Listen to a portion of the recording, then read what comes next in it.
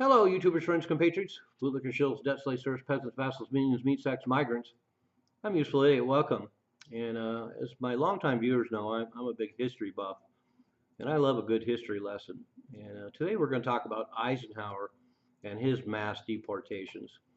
And one thing it shows is that the whole idea of migrant issues and deportations has become a political tool and has been completely politicized, and people don't even want to talk it rationally because they end up playing the race card and they end up playing the party line card, and it really isn't that.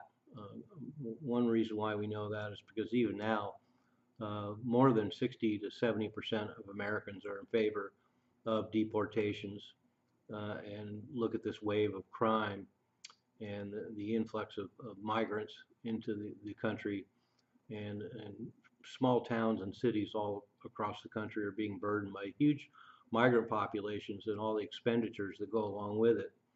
And as I pointed out in another video, of course, during the Obama administration, there was the largest amount of deportations in United States history.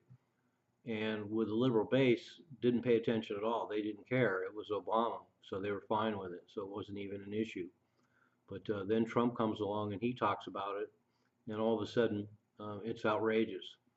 And one of the things we have to remember too is that these deportations have been part of the American culture for a long time, and they've never raised any red flags before, and they seem like a necessary and logical step.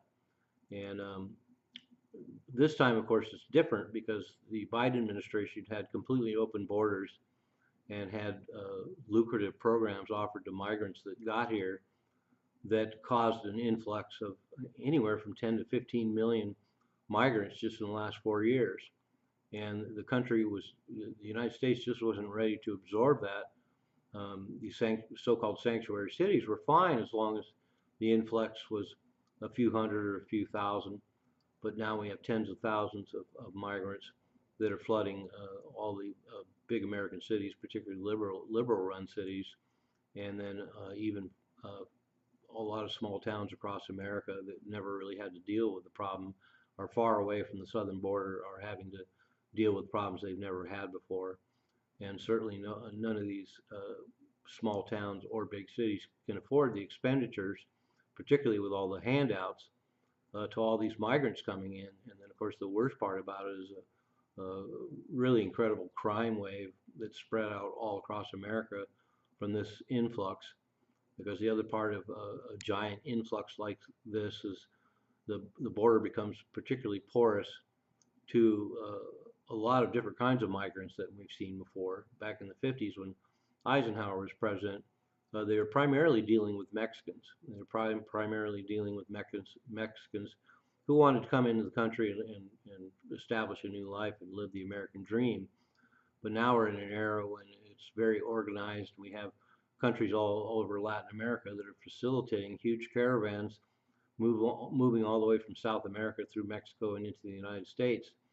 And that includes a lot, as Trump's pointed out, includes emptying out a lot of mental institutions and prisons. And so the kind of migrant culture that we see coming in the United States now includes a lot of people that are here to not only live the American dream, but also to live the American nightmare. And we have huge swaths of Venezuelan gangs that have gotten a high profile, and that is a good example. And the heinous crimes we're seeing now is a good example of how the immigrant culture's changed. It's a far cry from all the legal immigration from all over Europe and all over the world back during the early 20th century, for example, where everybody came here, they wanted to be legal, they wanted to be American citizens, and they wanted to live an American life just like everyone else.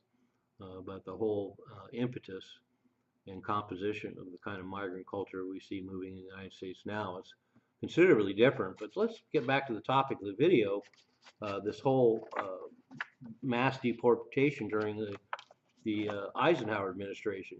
1.3 million people were deported during the Eisenhower administration, and they actually called it Operation Wetback.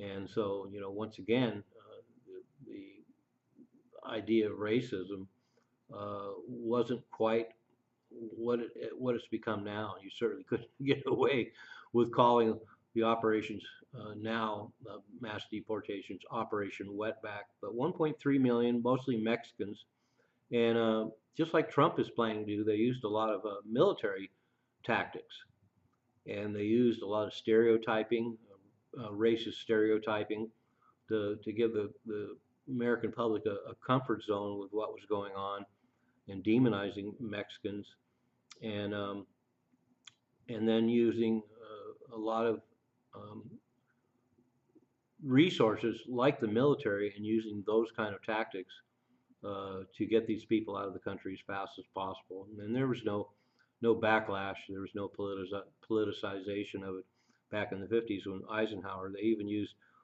boats and planes to herd as many people as possible out of the United States back to their home countries. But of course, like I say, during the Eisenhower administration, we were basically dealing with Mexico, and even the Mexican government helped during the deportations during the Eisenhower administration, and we're seeing that now as well. When Trump first talked about mass deportations, he just wanted to use the same policy that was used by Bush and Obama before, and that's stay in Mexico policy. You stay in Mexico until you get approved to come over the border, and Trump wants to bring that back. He also wants to use military tactics, just like Eisenhower did, and also the fact that we've had these waves of deportations historically in America repeatedly, going back to between 1892 and 1997. Well over 2 million people were deported back to Mexico and South America. Clinton deported, Bill Clinton deported 870,000, and Bush Jr. Sent back 2 million. But of course, they can't compare to Obama, who mass deported well over 3 million people. So this is nothing new. The only difference being that it's highly politicized now. It's just another point they're using to go after Trump. And just like a lot of things we're seeing now, people getting on board with the Trump policies. Most Americans want to see these mass deportations because they see what it's doing to communities, and they see what it's doing with crime. They're seeing the unfairness of these very generous handouts, and so. Things seem to be calming down now in a lot of American mayors.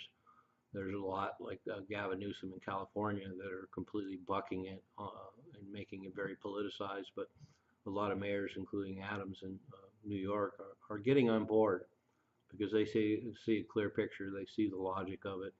But I just thought it was really interesting to talk about this very large deportation under Eisenhower in the 50s. And and the fact that it's called Operation Wetback, how times have changed and how times have not changed. I'm a useful idiot. Don't you be one too?